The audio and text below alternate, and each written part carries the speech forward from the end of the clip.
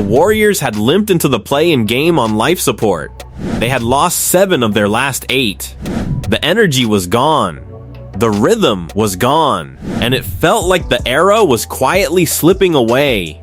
Across the floor stood the Clippers, composed, physical, and in control. Kawhi Leonard was operating like a machine in the first half.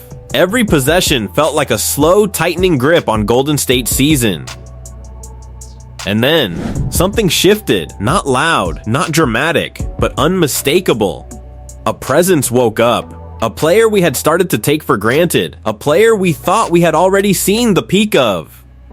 Steph Curry. What followed wasn't just a comeback. It was 4 plays that completely shattered the Clippers' control of the game. Play 1, the signal that everything was about to change. It started with a simple Warriors set. Nothing flashy. Low post entry. Draymond Green at the elbow. But the spacing was perfect. The movement was already alive. G. Santos sets a screen at the top. Brandon Podziemski drifts off the ball, and the Clippers hesitate for just a second. That's all it takes. One defensive hesitation. Chris Dunn gets caught behind the play, slight miscommunication, and suddenly, a cut opens. Golden State doesn't wait. The ball swings, the cutter explodes to the rim. Finish. 2 points. No resistance, no adjustment, just clean execution. But the real message wasn't the basket. It was what came after. Steph Curry jogging back, tapping the floor, a quiet acknowledgement. The first crack had formed. Play 2, the low post split that broke the coverage. The Clippers tried to respond. They tightened up coverage. They switched earlier. They stayed home on shooters. But that's exactly what Golden State wanted. Draymond enters the post again, and now the split action begins. Gary Payton II cuts toward the rim. Jordan Miller shades toward the drive. And for a moment, everything looks contained. But containment against Golden State is an illusion. Because while everyone is watching the ball, Steph Curry is moving without it. A weak side pinned down forms. Kawhi Leonard is stuck reading 2 threats at once, and that half-second delay, fatal. The defense collapses inward. The pass comes high.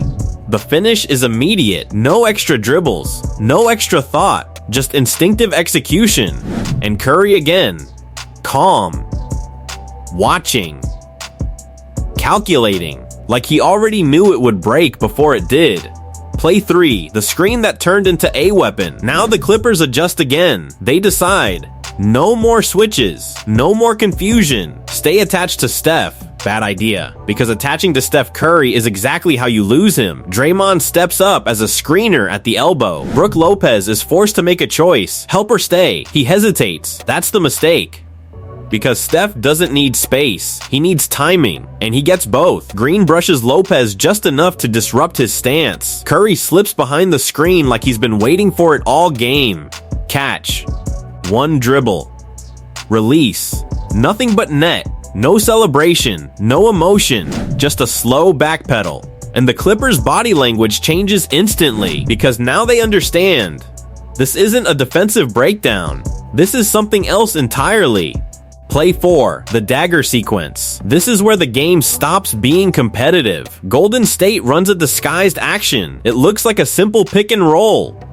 But it isn't. Curry dribbles right. Chris Dunn shades him perfectly. Kawhi is ready to help. The Clippers are locked in. For once, they've read it correctly. But Steph never intended to finish it the normal way. Behind the back pass. Instant swing to Draymond. Snap return handoff. And just like that, the defense is gone. Brook Lopez steps up too late. The lane opens. Curry takes the handoff at full speed. 1 hesitation. 1 rhythm shift. And then the final explosion, a floating release over a late contest. It drops. Silence for a split second. Then chaos. That was the moment the Clippers broke. Not physically, mentally. Because they had done everything right and still failed. The reality behind the 4 plays, these weren't just highlights. They were surgical breakdowns. Each possession attacked something different.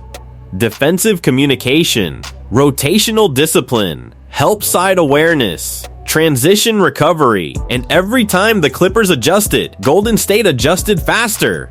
That's the Steph Curry effect. He doesn't just beat coverage, he evolves inside it. Why Steph is still unguardable. What makes Steph different isn't just shooting, it's decision compression. Most players need time to read a defense. Steph reads it before it forms. Most players react. Steph anticipates reaction. That's why even elite defenders like Kawhi Leonard, Brook Lopez, and Chris Dunn can play perfect possessions and still give up points. Because perfection against Steph Curry is not enough. The moment the game slipped away, by the fourth quarter, the Clippers were no longer defending actions. They were surviving them. Every screen felt heavier. Every rotation felt slower. Every switch felt late. And every possession ended the same way. Golden State scoring, or Steph forcing the defense to collapse into itself. And once that happens in a playoff intensity game, there is no recovery. The final image. As the game closed, the crowd wasn't just reacting to shots. They were reacting to inevitability, because when Steph Curry gets into that mode, you don't hope he misses. You just watch what kind of shot he's going to make next.